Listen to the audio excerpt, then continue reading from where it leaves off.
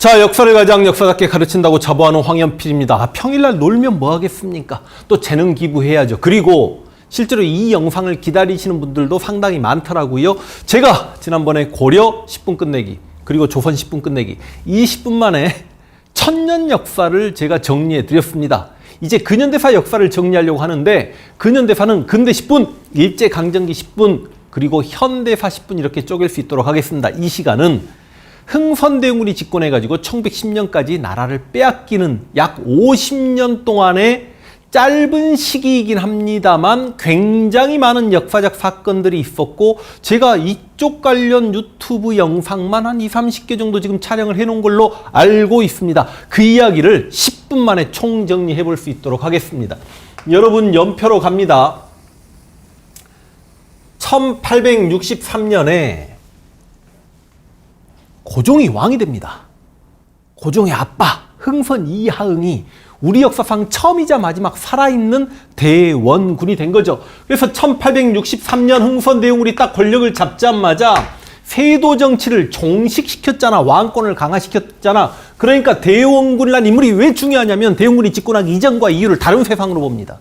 그러니까 진정한 근대 출발이 어디냐라고 학자들에게 물어보면 1876년에 강화도 조약, 바로 개항이 되면서 진정한 근대의 시작이다. 혹자는 아니다. 1894년 갑오개혁 때 신분제가 폐지가 되면서 진정한 근대의 출발이다. 이렇게 이야기하는데요. 실제로 수험 한국사에서 뭐 수능이건 한능검이건 공무원 시험이건 모든 교재가 근대 파트 출발은 다 흥선대원군부터 잡고 있습니다. 그러니까 개항을 공부하건 이모군란 갑신정변 동학 등의 각종 사건을 공부하건 갑오개혁 때 신분제도가 폐지되었던지 간에 대원군 집권기가 그만큼 그 이전과 다른 세상이었다는 거죠. 이 대원군이 정확히 10년간 집권합니다. 1873년까지.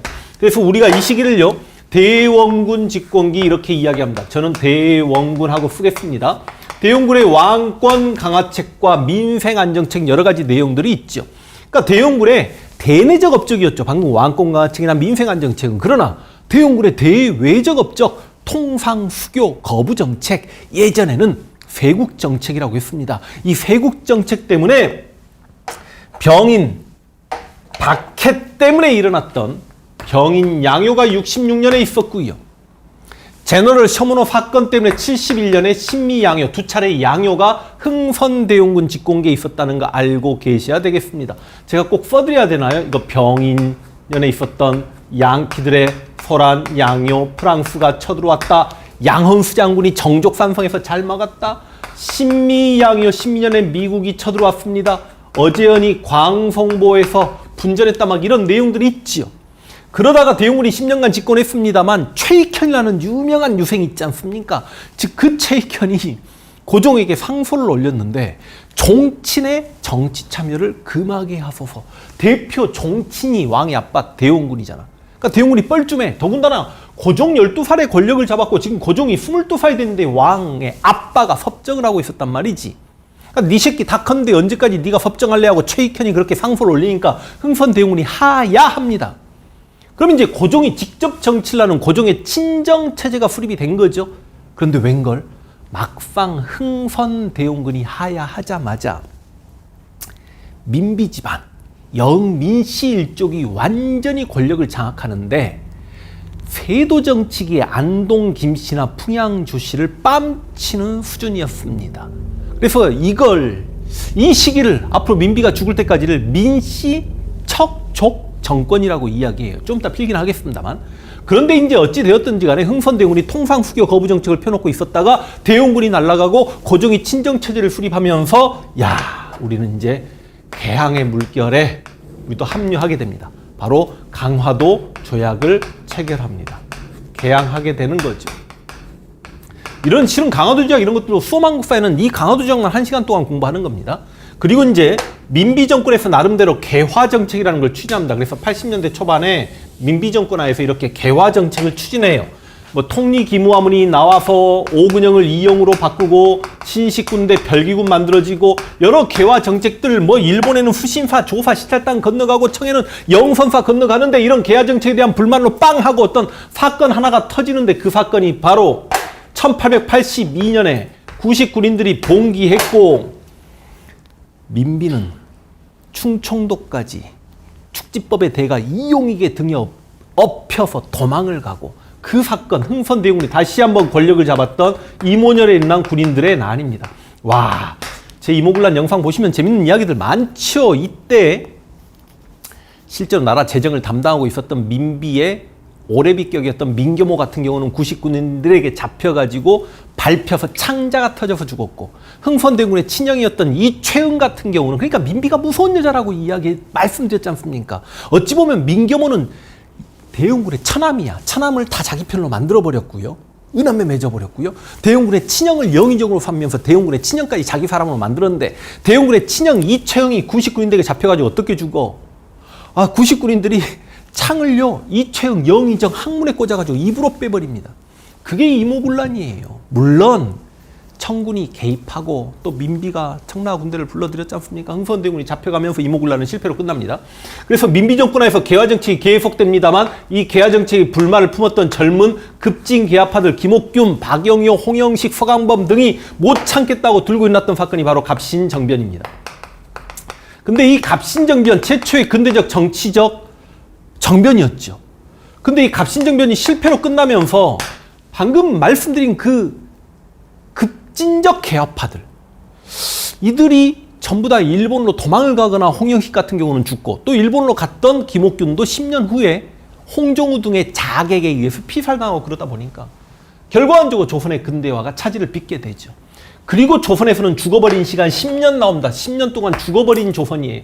1894년에 진짜 큰 사건 터집니다. 바로 동학농민운동, 동학하고 줄여서 쓰겠습니다. 동학은 저기 1860년에 경제 몰락 양반 최재우가 창시했습니다만, 동학농민운동은 실은 이전에 이제 교조 신혼운동 그래가지고요, 여기저기 집회가 일어나고 그랬다가 1894년에 고부 밀란을 시작으로 빵 하고 터져버린 게 동학농민운동. 그럼 제가 동학 영상 한번 보시면, 동학만 제가 3개의 영상을 만들어 드렸는데, 저는 그랬거든요. 유튜브 상에서 동학 영상을 만들어 드리면서 이거 굉장히 많은 분들이 보시겠다. 와, 조회수가 가장 적었어요, 당시에. 그래서 한 6개월 지났는데 이제 10만 간신히 넘는 수준. 동학 3개 영상은 좀 봐주시기를. 제 핸드폰 번호 뒷자리가 1894입니다. 갑자기 촬영하다가 핸드폰 이야기, 오늘 핸드폰 잃어버렸는데. 오늘 잃어버렸어요, 핸드폰. 진짜 잃어버렸어요. 아침에 등산 갔다가 산에 벤치에 잠깐 놔뒀는데 어떤 할아버님이 가져가셨을까. 1894년에 동학농민운동, 그리고 청일전쟁도 일어납니다. 그리고 여러분, 이때 개혁을 하면 이게 무슨 개혁이야? 이게 갑오년이에요. 그래서 우리가 동학농민운동도 갑오농민전쟁이라고 이야기하지 않습니까? 갑오개혁이 시작되는 거죠. 그런데 95년에 여러 가지 사건들이 있습니다. 뭐 시모노세키 조약, 삼국간선막 이런 것들이 있습니다만 너무 어렵잖아. 지금은 1895년에 민비가 시해당합니다. 무슨 사변이죠? 을미사변이죠. 이 해가 을미년이에요. 을미사변도 있었고 을미의병도 있었고 그 해입니다. 전쟁자를 좀 지어볼게요. 그래서 을미사변도 있었고 을미개혁도 있었고, 을미개혁의 단발령이 있었잖아. 그러니까 을미사병과 을미개혁의 단발령 때문에 의병까지 일어나니 그게 바로 을미의병입니다. 그럼 1895년에 민비가 죽었으니까 여기까지 민씨 척족정권이라고 제가 이렇게 쓰겠습니다. 이 민씨 척족정권이라는 표현은 내가 하는 표현이 아니라 학계에서 언급하는 표현입니다. 실제로 이 민씨 척족정권에서 흥선대원군이 82년에 잠깐 이모군란로 권력을 잡았다가 다시 민비의 권력을 빼앗기고, 이 1894년에 갑오개혁이 일제의 강요로 시작되는 과정에서 민비는 또 바보가 됐겠죠. 이때 흥선대원군이 잠깐 섭정으로 관여하기도 한다는 말씀 드리겠고, 여러분 이게 갑오년이고 이게 을미년입니다. 그래서 갑, 을, 병정 96년이 진짜로요, 여러분 병신년이에요. 병신년.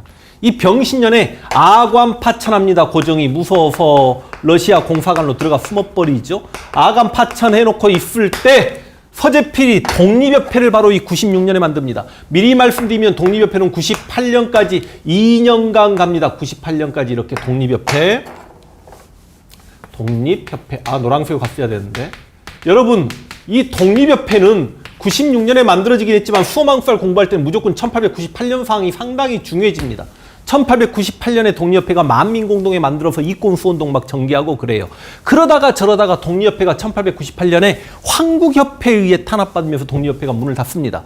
그런데 독립협회는 96년에 만들어져서 98년까지 활동을 했지만 96년 아간 파천한 지 1년 만에 고종은 돌아왔거든요. 고종이 경궁으로 돌아와서 1897년에 어떤 나라를 만듭니까? 대한제국을 만들지 않습니까? 이 대한제국이 13년간 유지되다가 나라가 일본에게 빼앗기게 되니 이게 여러분 대한제국입니다.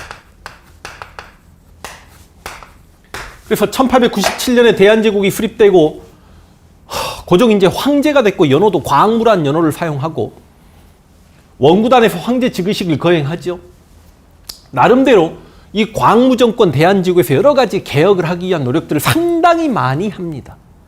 그러나 여러분들도 다 아시다시피 1905년에 우리가 을사조약을 체결하게 되죠.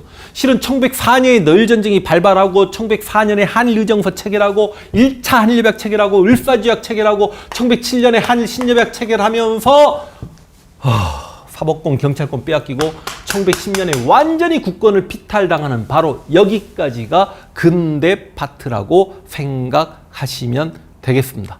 제가 여러분들에게 1863년 흥선대원군 집권기부터 1910년 나라 빼앗기는 이야기까지 여러분이 이렇게 한번 쭉 보시고 다음 시간에 이제 일제강점기 35년을 다시 한번 연표로 정리해보는 그런 시간을 가질 수 있도록 하겠습니다. 이거 제가 지금 이 상황에서 쓰기 싫어서 그랬는데 이런 거 막 써드려야 되는 건가요? 을사조약을 체결하고 외교권을 빼앗겼고 1910년에 나라를 빼앗기면서 완전히 국권을 빼앗기게 되는 근대 파트 정리 이렇게 마무리할 수 있도록 하겠습니다. 수고하셨습니다. 자, 역사를 가장 역사답게 가르친다고 자부하는 황현피입니다. 지난 시간에 근대 파트 10분 만에 끝내기 보여드렸습니다. 근대 파트라고 하면 흥선대원군 집권기부터 1910년 국권 피탈 당해서 나라를 빼앗기는 약 50년간의 역사를 10분 만에 정리해드렸는데 오늘 이 시간은 1910년 한일병합조약 경술국치 나라를 빼앗기고 1945년 8월 15일 우리가 해방을 맞이해서 나라를 되찾을 때까지 35년간입니다. 제발 일제강점기를 1년 늘려서 36년이라고 하지 마세요. 35년간입니다. 그 35년간의 이야기를 연표로 정리해 드릴 수 있도록 하겠습니다. 일반적으로 학교 선생님들과 학원의 여러 선생님들이 일제강점기는 이 연표를 다 같이 사용들 하십니다. 1910년에 나라를 빼앗겼죠. 일단 연표를 그릴 때 일제가 우리를 어떻게 통치했는가, 통치 방식에 따라 세 시기로 쪼갤 겁니다. 1919년에 여러분들 다 아시다시피 무슨 운동이 있었습니까? 3.1운동이 있었죠. 굉장히 진짜 큰 운동이었고 이 3.1운동으로 인해서 일제 통치 방식 자체가 바뀌어버립니다. 그래서 1910년부터 1919년 3.1운동 때까지를 무단 통치기라고 합니다. 그러니까 깡패 통치기죠. 힘으로 조선인들을 누르려고 했던 시기지요. 물론 뭐 해방될 때까지 계속해서 육군 대장 출신들이 총독이 되었습니다만 당시 헌병 경찰들이 즉결 처분권을 가지고 있었고 뭐 조선 태영령이라는 게 발표돼 가지고요. 와 진짜 소의 성기로 만든 채찍으로 조선인들을 내려쳤습니다. 이게 헌병 경찰들이 가지고 있었던 태영권이죠. 언론, 출판, 집회, 결사의 자유가 없었으면 뭐 당연한 거고 교사나 공무원이 제복 입고 칼을 찼던 그 시기인데 쪼개놓고 봤더니 대충 1910년대는 무단 통치기였구나. 이해되십니까? 3.1운동부터 소위 문화통치기라고 해가지고 1931년에 전쟁이 이제 본격적으로 시작이 됩니다. 만주사변까지 소위 일본 아이들이 하는 이야기입니다. 무슨 통치기? 문화통치기라고 이야기합니다. 그러니까 사기꾼 통치기라고 생각하시면 되겠습니다. 왜? 문관 총독 임명하겠다고 했습니다만 단 한 명의 문관 총독도 임명되지 않았고 헌병 경찰 통치를 보통 경찰 통치로 바꾸겠다라고 했지만 경찰 유지 비용이나 인력이나 장비는 오히려 증가했고 1925년에 지금 대한민국의 국가보안법의 기초가 되는 치안유지법이 제정되었으며 언론 출판 집회 결사의 자유는 조금 줍니다. 그렇지만 언론의 자유를 줘가지고요. 조선동아일보가 1920년에 창간됐는데 기본적으로 자신들에게 불리한 기사를 검열해서 삭간을 시켜버리지요. 사기꾼 통치기. 여러분들 보시면 1920년대가 문화통치기구나. 근데 이 문화통치기의 본질은 우리 민족, 조선인들을 분열시켜서 이간질시켜서 친일파를 육성하려고 했던 게 바로 이 문화통치의 본질이고, 조선의 독립운동가 세력들 중에 일부, 민족주의의 일부, 이광수나 최남선, 최린 같은 인물들이 친일파로 변절합니다. 이들을 타협적 민족주의자다라고 이야기하죠. 그리고 여러분, 만주사변이 31년에 있었고요. 37년에 중일전쟁이 있습니다. 37년에 중일전쟁. 41년에 태평양 전쟁이 있었고 우리는 1945년에 해방을 맞이합니다. 이때까지를 무슨 통치기라고 이야기합니까? 민족 말살 통치기라고 합니다. 우리 민족성을 말살시키기 위해서 제 입으로 천황이라고 해서 짜증납니다만, 황국 천황나라의 믿을 만한 백성으로 만드는 정책, 황국 신민화 정책, 창씨 개명 시켜버리고요, 신사참배 강요하고요, 정말 짜증나는 일본 외왕에게 충성을 맹세하는 황국 신민 서사를 암송시켰고요, 일본 외왕이 읽는 동경을 향해서 매일 고개를 숙이게 하는 궁성요배를 시켰고, 그게 바로 민족말살 통치기입니다. 시기적으로 보시면 1930년대부터 1940년대까지라는 게 확인이 될 겁니다. 이렇게 세 시기로 쪼개는데요. 그러니까 일제강점기사를 저는 공부할 때 원래 그 일제강점기랑 시기적으로 맞지 않는 근대 파트의 국권 피탈 과정, 을사늑약, 한일신협약 이런 것들을 일제강점기 첫 시간에 공부를 시키긴 합니다. 왜냐하면 여러분 이거 해드려요? 늘전쟁, 한일정서, 제1차 한일협약, 제2차 한일협약인 을사늑약, 그리고 을사조약 반대 운동들, 그리고 한일신협약, 기후각서, 한일병합주약, 이걸 먼저 일제강점기 들어와서 공부를 하면 그 비분관계하게 됩니다. 그래서 일제강점기가 치열하게 공부되어지는 맛이 조금 있거든요. 그리고 통치 방식을 공부하고 경제 수탈을 공부하는데 1910년대는 일제가 우리의 토지를 빼앗아갑니다. 그래서 토지 조사 사업을 공부하게 되고 1920년대는 우리의 쌀을 빼앗아갑니다. 그래서 삼미 증식 계획을 공부하게 됩니다. 혹자는 이게 왜 쌀 수탈이냐? 돈 주고 사간 거 아니냐? 그래요. 돈 주고 사갔으니까 지주들은 돈을 벌었을지 모르겠습니다만 기본적으로 돈을 주고 조선의 쌀 생산량을 증대시켜서 일본으로 사가겠다는 정책은 일본이 공업화되면서 인구가 증가하고 그러다 보니까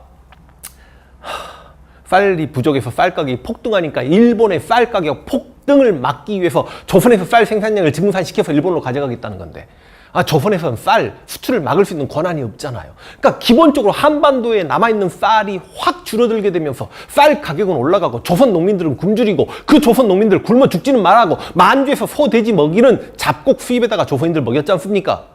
그게 삼미증식 계획인데, 그리고 여러분 만주사변, 중일전쟁, 태평양 전쟁이 일어나는 이 시기에 한반도 북쪽은 완전히 병참기지였죠. 병참기지화 정책이라는 거 들어보셨을 겁니다. 근데 실제로 일본 아이들이 언제부터 상황이 꼬였냐면 중일전쟁 때부터 완전히 상황이 꼬입니다. 인적, 물적 자원을 그래서 어마어마하게 수탈하는 게 바로 이 시기부터입니다.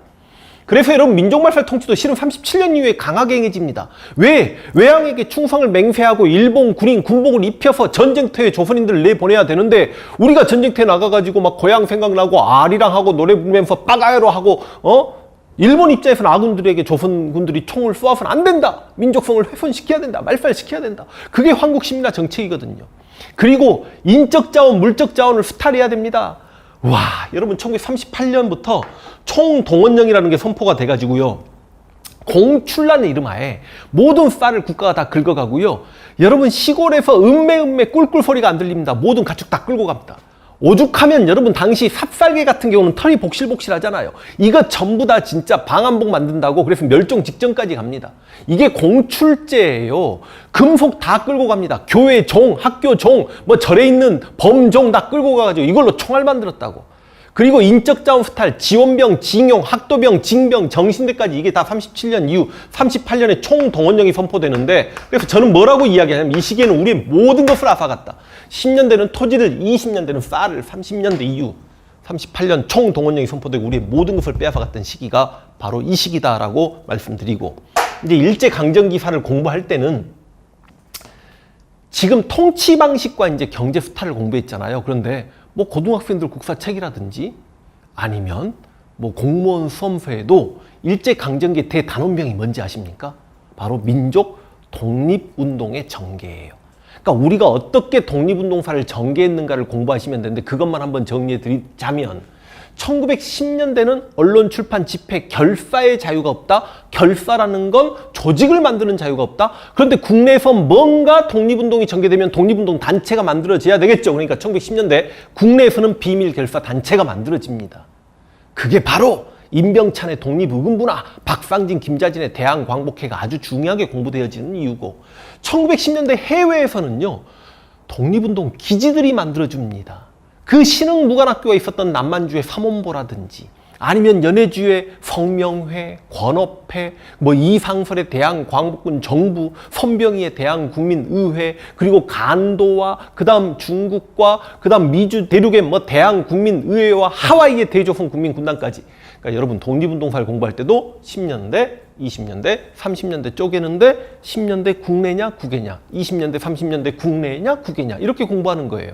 10년대 국내는 비밀결사단체, 10년대 해외에는 독립운동 기지가 만들어진다. 그리고 독립운동사의 하이라이트는 3.1운동 아닙니까?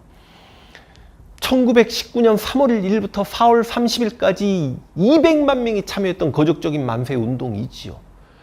그런데 이 3.1운동의 결과를 하나하나 증명해 나가면 2, 3, 40년대 해외 독립운동사, 국내 독립운동사 다 끝나요. 무슨 말이냐? 이런 거적적인 만세운동임에도 불구하고 우리가 독립을 쟁취하지 못했습니다. 결과적으로 3.1운동은 실패했습니다. 민족 지도자들이 고민합니다. 왜 실패했을까? 구심점이 없었구나. 우리가 일반적으로 3.1운동 때 공부하는 민족 대표라는 것들이 무슨 구심점이야? 대학 안에 가가지고 김희독립 선언서 읽고 그중에 4명은 무섭다고 집에 가버리고 그리고 다 일본 경찰에게 자수해버렸지 않습니까? 왜 그들을 독립기념관에서 추모해야 되는데 3.1운동 때 여러분 20만 명이 감옥에 갇혀요. 7,000명인가가 죽습니다. 에이, 내가 왜 흥분하지? 그래서 민족 지도자들이 이런 거적적인 만세운동이 일어날 때를 대비해서 빨리 중심단체 만들자. 그래서 임시정부가 만들어져요. 그러니까 3.1운동의 결과를 하나하나 증명해 가면 일제강점기 독립운동사가 끝난다니까 임시정부가 수립돼요. 이승만을 대통령하는 상해 임시정부가 만들어져가지고 32년에 윤봉길 의거를 배경으로 상해를 떠나고 40년까지 김구가 중국 장제스 따라다니고 고생하다가 40년에 충칭에 도착해서 김구가 주석이 되고, 이 임시정부, 상해 임시정부와 충칭 임시정부 공부합니다. 그리고 여러분 3.1운동은 무단 통치기에 농민들이 곡괭이 들고 저항했던 폭력적 저항운동이었습니다. 해외 독립운동 기지 만들어 놓고 무장투쟁을 준비하고 있는 우리 독립군들 입장에서는 이것 봐라, 우리가 국내로 진격했을 때 농민들이 호응을 해준다면 우리가 잘하면 독립을 쟁취할 수 있겠구나. 그래서 여러분이 알고 있는 무장투쟁 봉오동 전투와 청산리 대첩이 1920년이에요. 그래서 여러분 20년대 무장투쟁을 공부하고 1930년대 만주에서 어차피 이제 일본이 만주를 점령하니까 만주에서 중국 만주인들과 손잡고 한중연합작전, 그 유명한 지청천의 한국 독립군과 양세봉의 조선혁명군을 만나게 되고, 김일성의 보천보 전투까지 요즘에는 시험에 나왔다가 나중에 1930년대 중반 이후 중국 관내 무장투쟁에서 김원봉의 조선의용대와 충칭 임시정부의 한국광복군과 김무정을 중심으로 한 조선의용군, 이런 부대들을 만나게 되는 게 바로 무장투쟁입니다. 그리고 여러분 3.1운동의 최대 결과, 3.1운동은 학생, 청년, 지식인들이 목숨 바치고 투옥당하면서까지 조국의 독립을 위해 노력했던 운동인데 실패했단 말이죠. 허무주의에 빠집니다. 이때 이들에게 한 줄기 희망의 빛으로 비춰진 사상이 바로 사회주의 사상이야. 그러니까 3.1운동 이후에 사회주의 사상이 수용되어서 젊은 학생 청년들은 사회주의 사상으로 무장하고, 좀 약간 나이가 있고 지긋하신 분들은 사회주의 약간 좀 불편한데 안 받아들이고, 그래서 민족주의계가 사회주의계가 나름의 각각의 독립운동을 전개하게 하면서 연대해가지고 신간회 같은 단체도 1927년에 만들어지는 거고, 그게 여러분 1920년대 30년대 사회경제적 민족운동이라고 이야기합니다. 자, 보세요. 임시정부 공부했습니다. 무장투쟁 공부했습니다. 우와! 해외 독립운동사 2, 3, 40년대가 다 끝나죠. 그리고 20년대와 30년대 사회주의 사상이 수용되고 어떤 운동을 전개했는가를 공부하는 게 1920년대, 30년대 사회경제적 민족운동. 왜 40년대는 빼죠? 37년 민족말살 통치가 강해지면서 국내에서는 실제로 어떤 독립운동이 전개되기가 어렵습니다. 그리고 의열활동을 따로 공부해야죠. 그러면서 김원봉이 조직했던 의열단을 만나게 되는 거고, 의열단과 비교하는 과정에서 임시정부의 한인 애국단도 만나게 되는 거고, 강유구의 노인단도 만나게 되는 거 아닙니까? 그게 일제강점기 독립운동사 공부입니다. 그리고 일제강점기는 경제 파트가 따로 없습니다. 우리가 경제적 수탈을 이렇게 공부했기 때문에 문화 파트 가가지고 일제강점기 교육이 어떠했냐, 일제강점기 한국사 연구가 어떠했냐, 일제강점기 종교활동은 어떠했냐, 일제강점기 국어 어문 활동은 어떠했냐, 그걸 공부하는 게 일제강점기라고 생각하시면 되겠습니다. 여러분, 일제강점기 35년을 제가 이렇게 표로 간략하게 정리해 드렸고, 아직까지 유튜브에서 제가 일제강점기 영상을 제대로 된 거 하나도 찍지 않은 것 같습니다. 만약에 제가 진짜 여러분 잠뱅이 빤스 부대 이끌었던 막 양세봉 장군 이야기 해드리면 관심 갖고 보실렵니까? 김원봉의 의열활동, 의열단 이야기 해주시면 여러분 진짜 눈물 글썽이면서 잘 들어주실 생각이 있습니까? 하여간 독립운동사 그리고 여러 독립운동가들의 이야기는 제가 아직 시전하지 않았기 때문에 나중에 남겨놓고 또 뜨겁게 만날 수 있도록 하겠습니다. 일제강점기 10분 이렇게 마무리하겠습니다. 자, 역사를 가장 역사답게 가르친다고 자부하는 황현필입니다.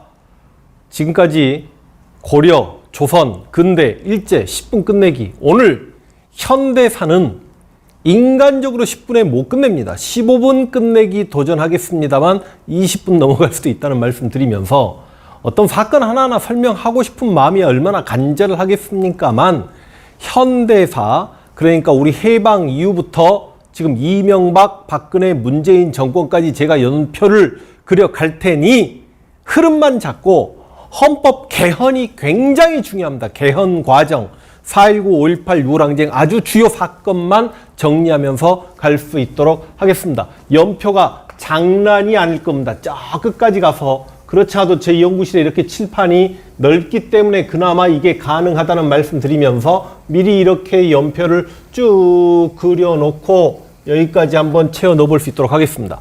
자, 갑니다.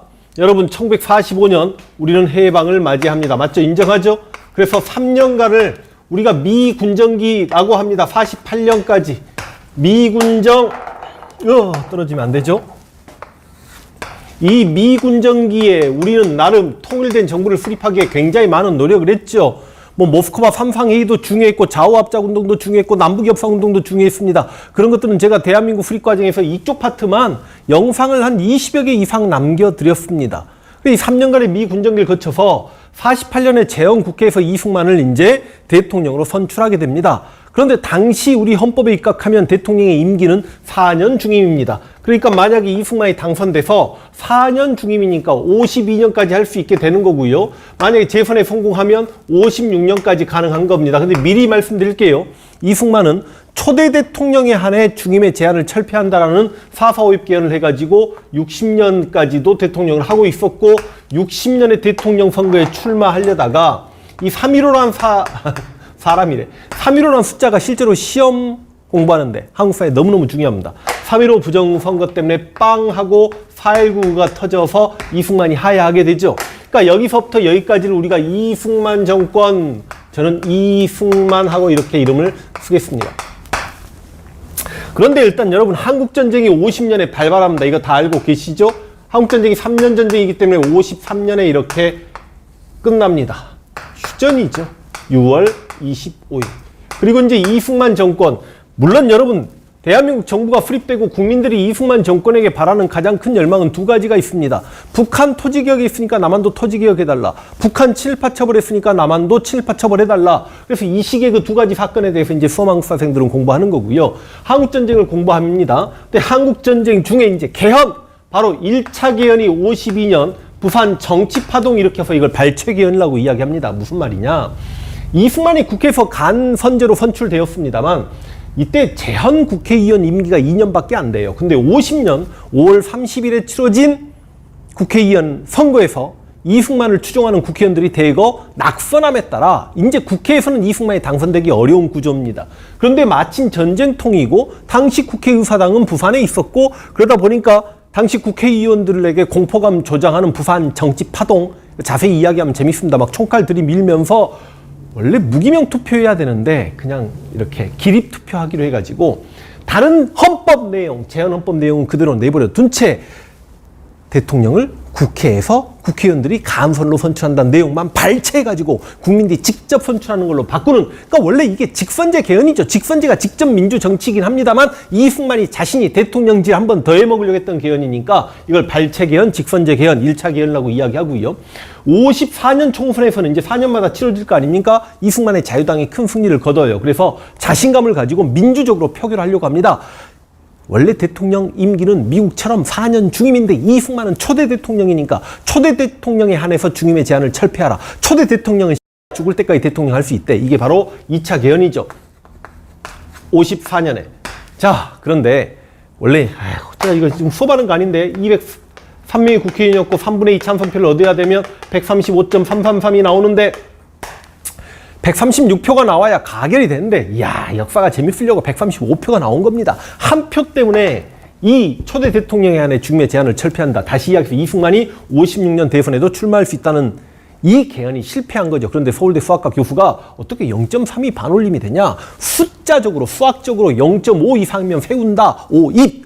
4 이하면 죽인다. 4 5입에서 땅땅땅 쳐가지고 삼선 개헌을 통과시켜버리죠. 이게 바로 4.4.5입 개헌, 삼선 개헌입니다. 그러다 보니까 항상 현직 대통령이 한 번 더 대통령 해먹으려고 장기 집권하려고 헌법까지 뜯어 고쳐가면서 출마하는 대선이 유명하기 때문에 56년 대선이 상당히 유명한 대선이고, 이때 민주당의 선거 그거 들어보셨을 겁니다. 못 살겠다, 갈아보자 대선이 바로 이때입니다. 이때 지금 제가 대선 이야기까지 어떻게 다 합니까? 어찌 되었든지 간에 이승만이 당선되고 부통령은 민주당의 장면이 당선됩니다. 근데 이때 가장 유력했던 게 민주당의 신익희 후보인데 신익희가 갑자기 대선 일주일 전에 기차에서 심장마비로 돌아가셔버리죠.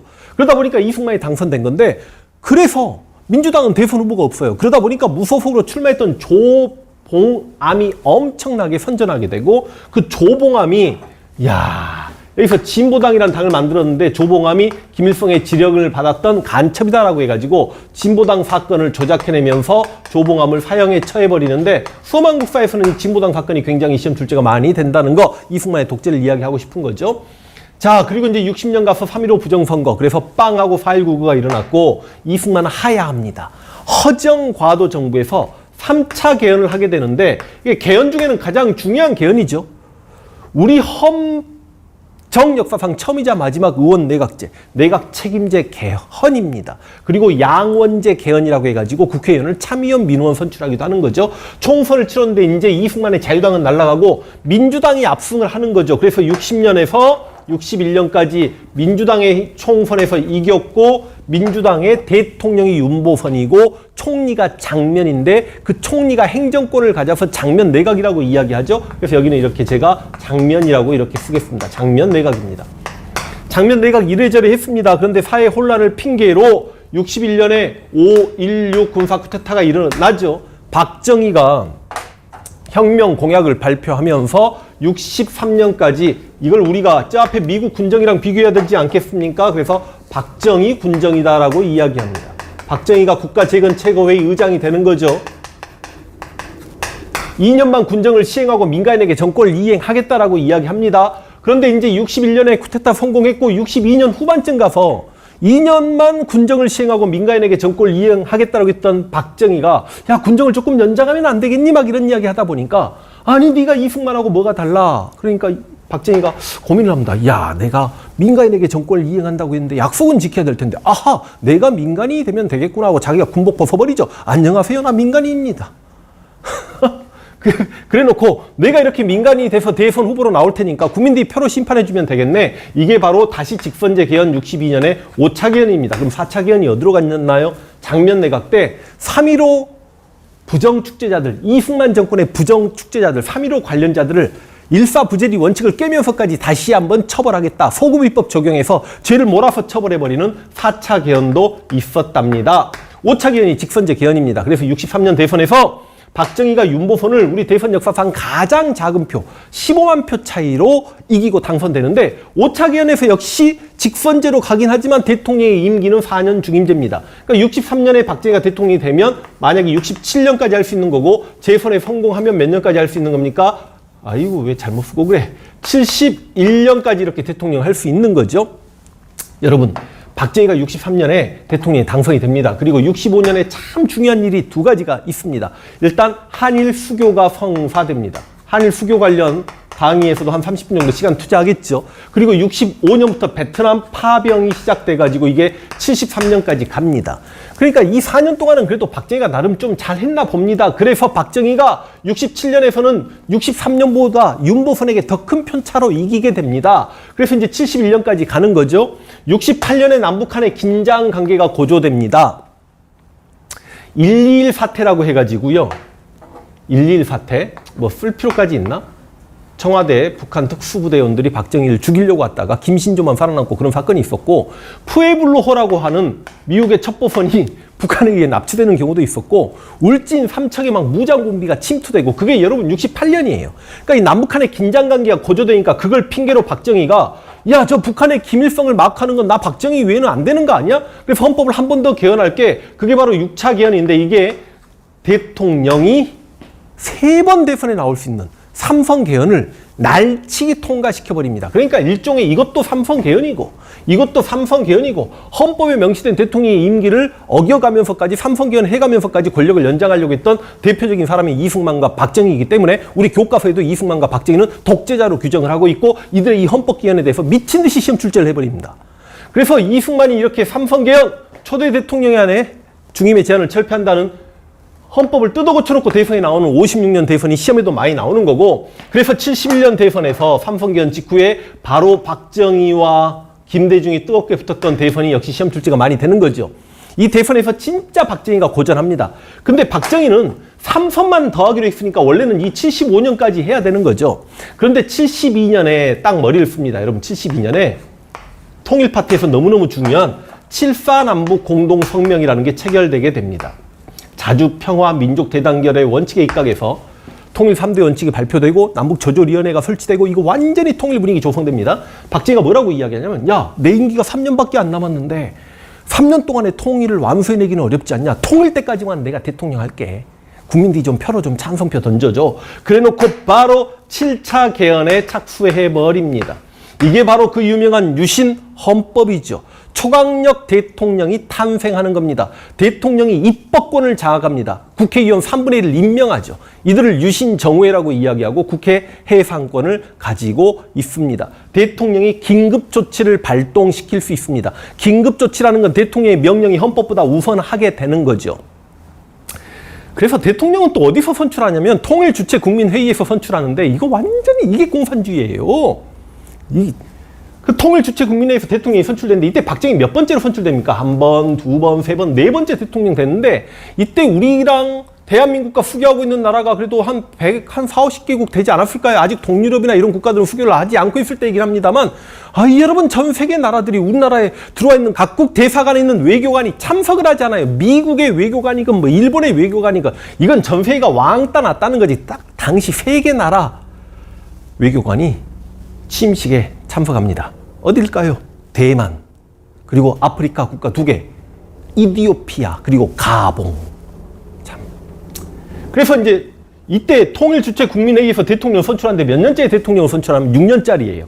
근데 6년짜리인데 중임도 아니고 이거 연임입니다. 그러니까 쉽게 이야기하면 72년에 박정희가 7차 기원 유신헌법을 만들어 놓고 총통제로 가려고 죽을 때까지 해먹겠다라고 이야기한 겁니다. 그래서 72년부터 6년을 끊을게요. 그러면 몇 년이 됩니까? 이렇게 가면 여기가 78년이 됩니다.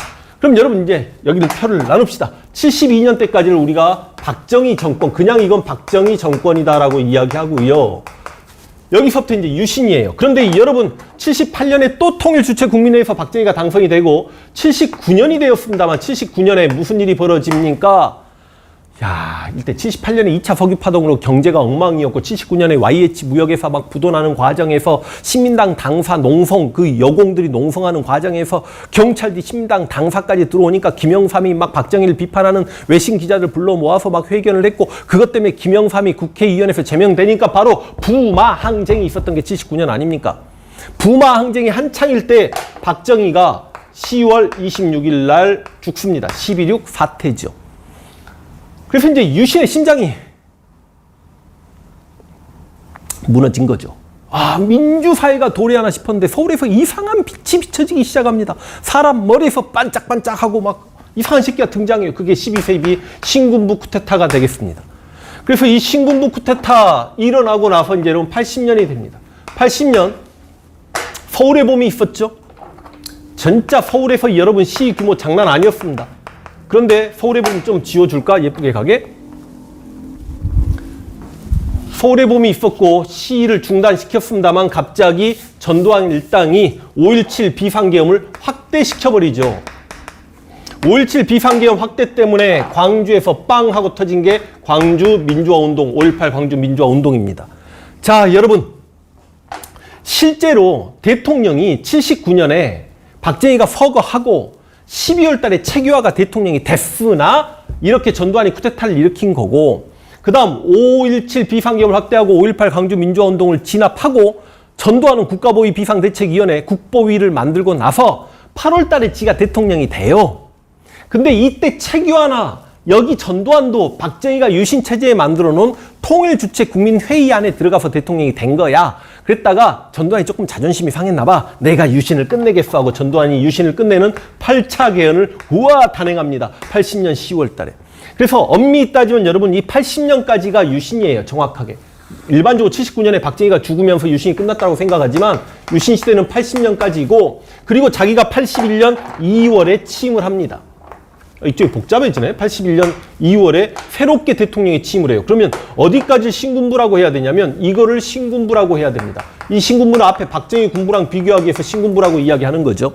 근데 이때 8차 개헌이 뭐냐면 대통령은 여전히 체육관에 들어가서 간선제로 선출하는 건데, 선거위원들이 선출하는 건데, 통일주체국민회의에서 박정희는 한 2,500명 모았으면 빡빡이는요 그 2배 한 5,000명 선거인단 모아가지고 대통령이 당선이 됐죠. 근데 대통령을 한 번만 하겠다라고 합니다. 근데 이 빡빡이 머리 쓴 거 봐봐. 한 번만 하는데 4년 한 번만 한다? 5년 한 번만 한다도 아니고 7년 동안 한 번만 하겠대. 여러분 같으면 4년 중임이 좋아요? 아니면 7년 단임이 좋아요?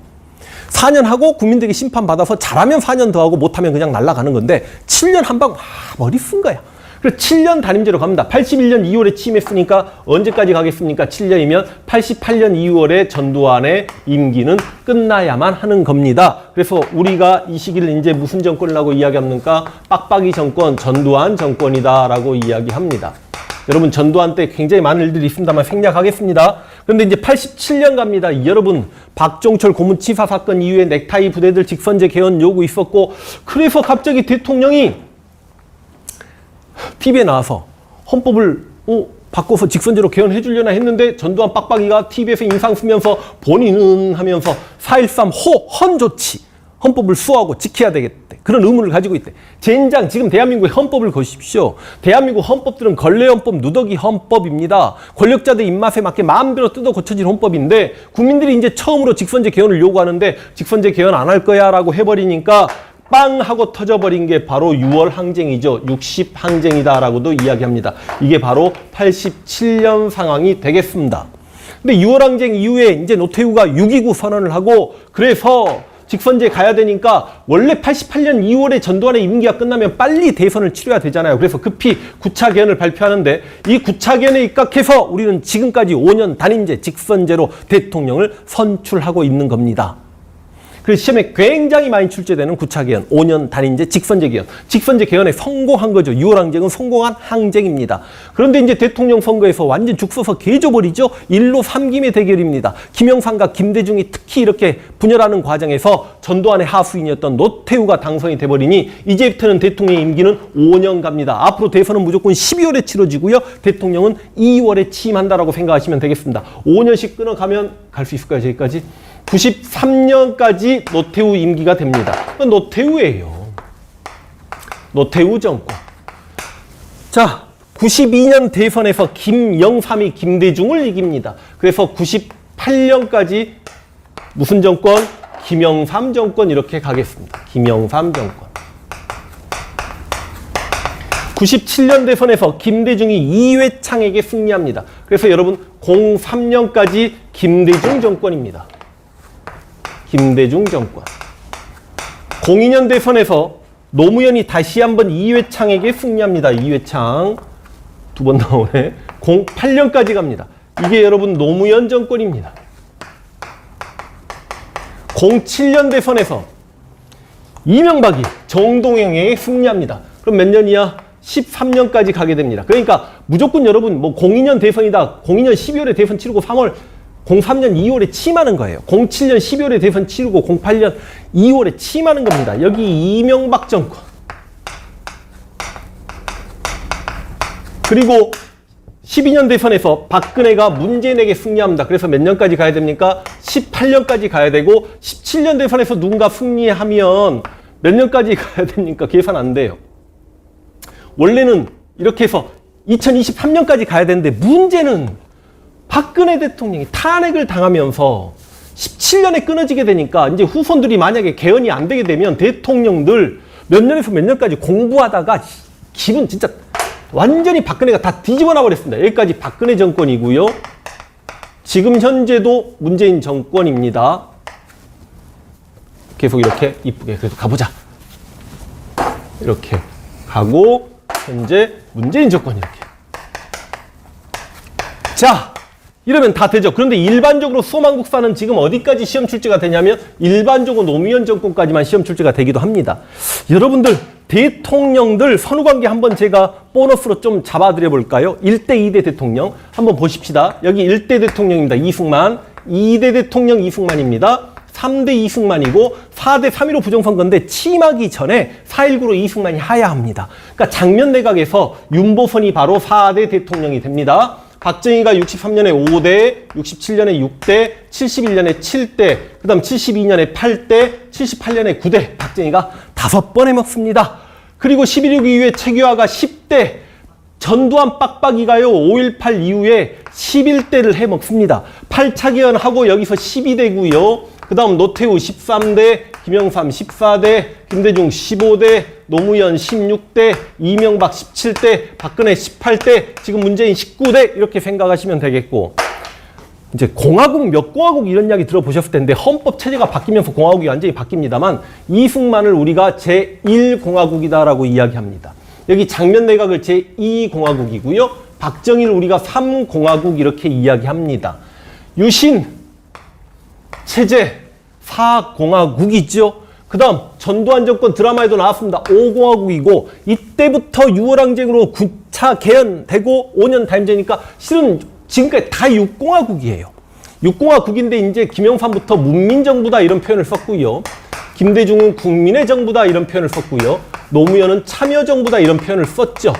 이명박은 소고기 정부고 박근혜는 최순실 정부고 이거는 웃자고 제가 이렇게 마무리하겠습니다. 여러분 PD님 저는 빠질 테니까 저 앞에서부터 한번 30초 정도 시간 주시고 쫙 잡아서 영상을 마무리해 주시면 고맙겠습니다.